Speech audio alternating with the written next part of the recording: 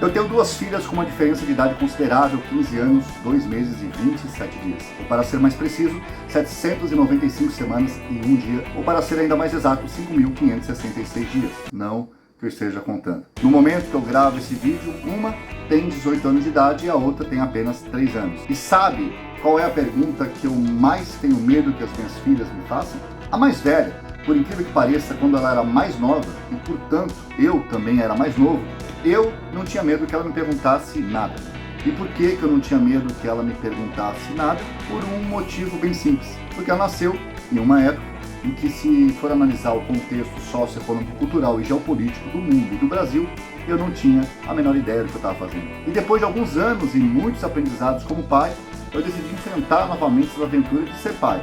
Continuo sem ter a menor ideia do que eu estou fazendo. Mas tem uma vantagem em relação àquela época.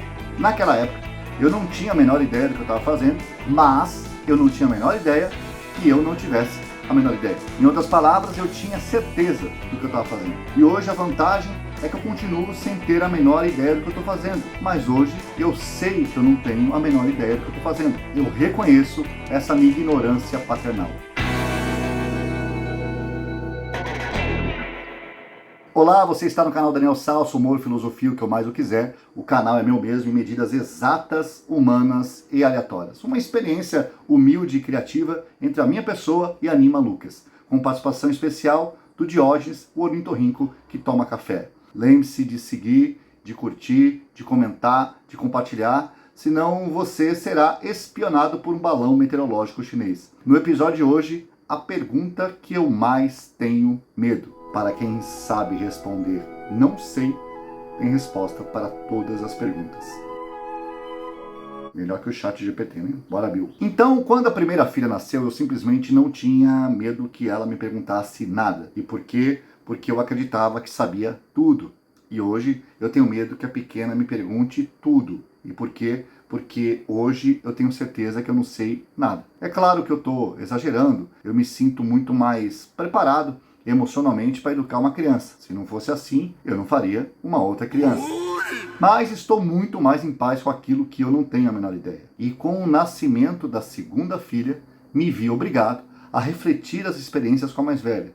E outro dia, eu me peguei pensando assim: tem alguma pergunta que eu tenho medo que minhas filhas me façam? Qual é a pergunta que eu mais tenho medo que minhas filhas me façam? Se você for perguntar para outros pais, talvez alguns possam dizer que a pergunta que mais gera cagaço paternal seja: pai, como é que nascem os bebês? Outros ainda podem dizer: pai, meu namorado pode dormir em casa?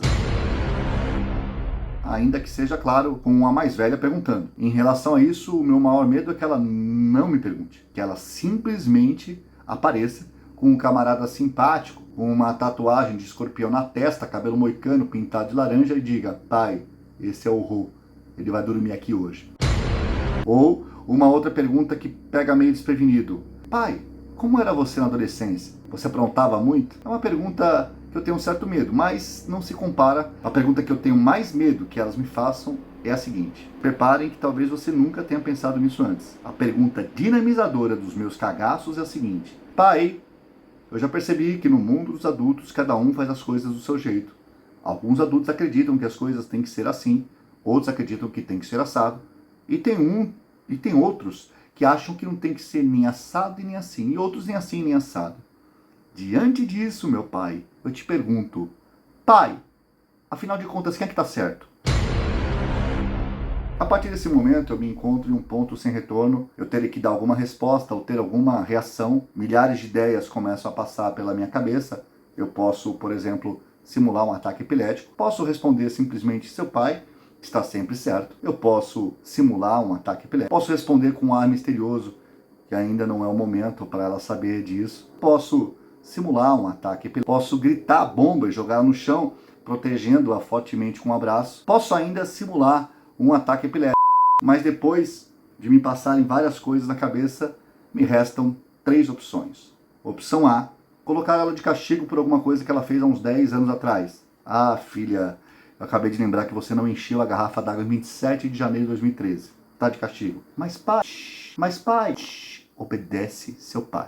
Seu pai tá sempre certo. Opção B: fingir que o telefone tocou no VibraCal e ficar 3 horas conversando com alguém imaginário e ter esperança que ela esqueça da pergunta.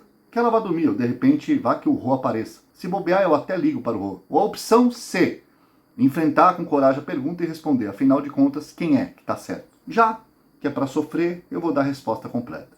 Minha filha, então, foi bom você me perguntar isso, porque justamente eu já estava para conversar com você há um bom tempo a respeito desse assunto. Achei importante você puxar a conversa. Bom, filha, imagino que você me pergunte isso porque você vê pessoas do mundo dos adultos que afirmam determinadas coisas e, além de afirmar essas coisas determinadas, elas afirmam que quem não afirma daquela forma determinada é um sujeito indeterminado. Alguns afirmam, inclusive, que esse sujeito indeterminado não tem cérebro, que deveria calar a boca, que não deveria existir. Tudo isso dito com o oposto do respeito e da gentileza que valorizamos aqui em casa, não é isso? Eu já até imagino a carinha dela fazendo assim, é isso mesmo, papai. E aí? Quem é que está certo? Pois bem, preste atenção nas palavras do seu pai, que eu te revelarei quem é que está certo. O que eu posso perceber, minha filha, é que há basicamente nesse aspecto relacionado a quem é que está certo, ou afinal de contas, quem é que tem razão, é que há basicamente 3 tipos de pessoas. E eu vou, a partir de agora, tentar organizar minhas ideias para você. Só um comentário. Eu gosto de começar a resposta assim porque nasce uma esperança de ter se arrependido de ter feito a pergunta. Porque até agora tudo que eu falei, pode perceber, foi só para ganhar tempo para pensar. Só que agora que eu falei de 3 tipos de pessoas e ela não me interrompeu, eu vou ter que falar os 3 tipos de pessoas. Primeiro, tem as pessoas, filha, que dividem o mundo em 2 grupos. O primeiro grupo é formado única e exclusivamente por ela mesma. E o segundo grupo é formado pelas pessoas que estão erradas, que são basicamente todos os outros que não fazem as coisas do jeito que ela faz. A probabilidade dessa pessoa estar certa, portanto, é de 8 bilhões para 1. Mas, se você fizer essa pergunta, quem é que está certo? Para essa pessoa, ela iria responder, eu mesmo, obviamente. E se você perguntasse para os outros bilhões, eles responderiam, olha, nós não sabemos quem está certo, mas sabemos que aquela pessoa que acha que está certo sozinha não está. Segundo grupo, tem as pessoas, filhas, que são um pouco mais humildes do que essa primeira pessoa, mas que divide o mundo em 2 também. O grupo de pessoas que estão do lado de cá do muro, que é o lado que coincidentemente ela está, e as pessoas que estão do lado de lá do muro, que é o lado que ela não está. E para essa pessoa, tudo que é pensado, sentido e feito lá de cá do muro está sempre certo. E tudo que é pensado, sentido e feito do outro lado do muro está sempre errado.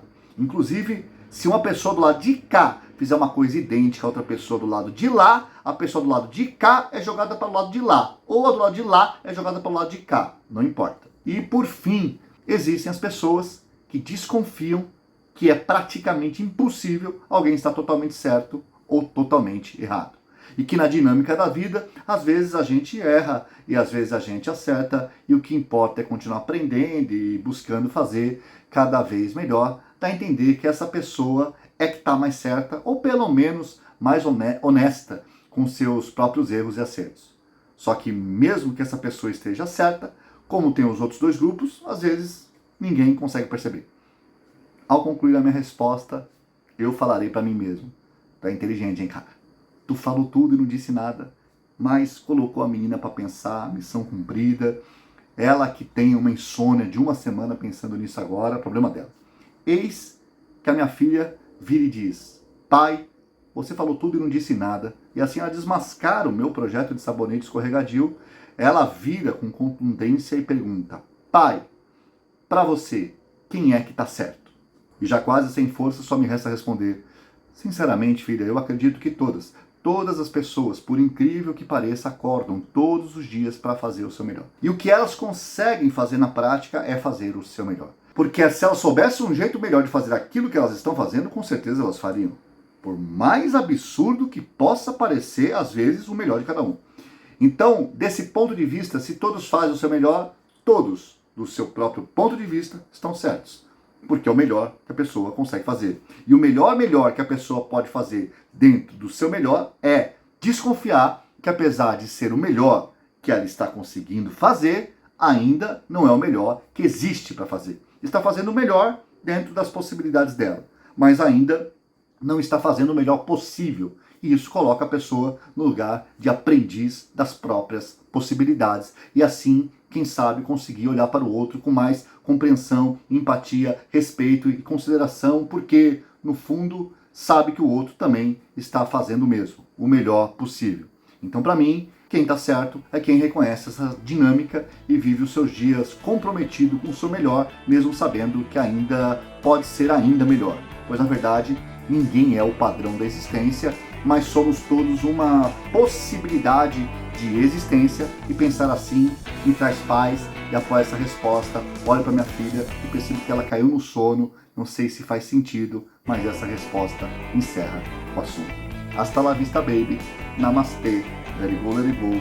Tchau, que a força esteja com você.